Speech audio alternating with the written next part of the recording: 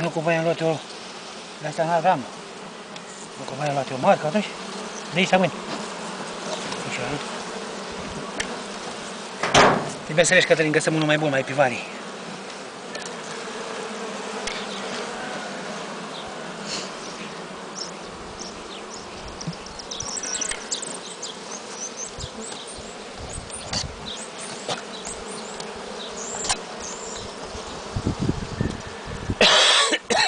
Mă aud eu.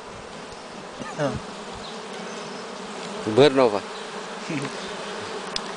Nu primești eu numai cu atât.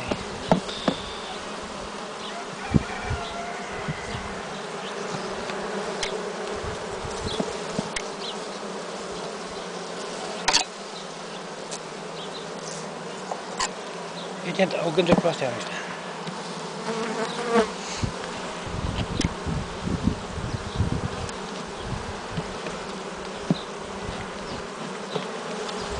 Și astea-ți duc. Slabi? Da, dar nu-s noi.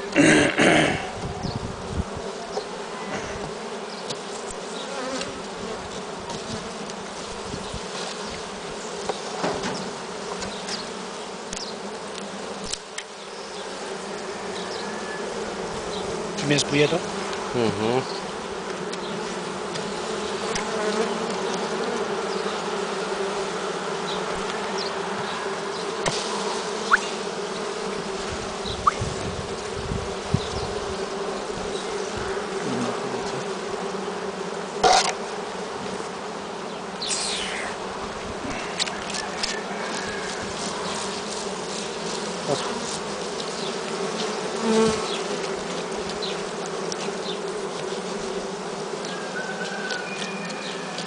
Ești la salcăm cu mâini.